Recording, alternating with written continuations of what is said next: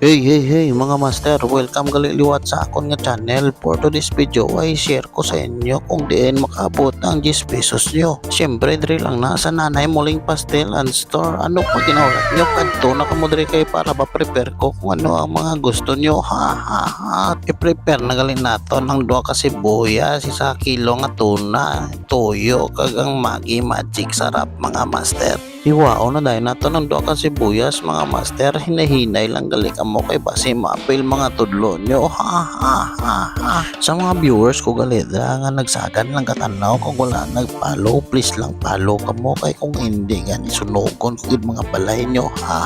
So mga master, ipambo ko gani itom ko kala pandaron taray ng gasol amo na kag nag-init ibutang ko dayon ang mantika. Tong nag-init na mga master, gisunod ko na ang sibuyas ko kag ang akon nga toyo nga gihaluan sang akon nga special ingredients so mga master, nagbuka lagi siya, gisunod ko naman ang tuna.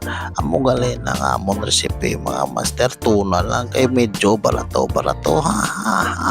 dason painiton takag butangan ta ka meminta, pagkatapos butang ka paminta ihaluon ta dayon kay para magalo-halo na gid sa aton tuna nga aton nga mga ingredients mga master.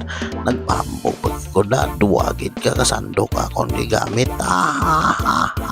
Amo na master, gihalo og gid sa maayo kay para kalat gid ang ingredients sa aton nga tuna kag para namit gid ang lasa sa aton nga tuna. I-plaster na naton sa kawali mga master para pantay ang pagluto. Tapos pabayaan na naton kulang gali sa paminta ang akon nga giluto. Amo nang gidugangan ko lang kay para hindi ka mo magreklamo kag gilugay ko naman liwat. Medyo dugay-dugayon ta ang paglugay master, kay amo na ning mga final touch ta sa aton nga recipe. Tapos kung nakita nyo na gani master, nga daw nag-aaso na siya kag malana tong inyong mantika nga gibutang, kakita nyo na gid nga daw pinupino na siya. I-plaster naman naton liwat kag pabayaan. A few moments later.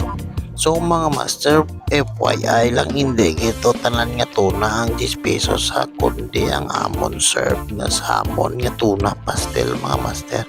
Amo na gali master, giplaster buwan na ang tuna, sunod sinabutangan ta kanon. Takusan na naton ka kanon master, na gipit-pikit para damo-damo gid ang sulod. Nakita nyo na i-plaster na naton ng plato, halin sa Shopee kag butangan ta kadahon, ibutang na naton ang aton nga pastel o damo-damo gid na sa toppings mga master. Kag may prigali na nga talong master nga gituyo gid namon nga kangkang, kag may ara pa gid na alamang nga halang man. Mga master, tiin pa ka mo mangita sang 10 pesos ka meals diri lang gida sa Nanay Muling Pastel. Kita-kits naman sa sunod nga video. Bye bye.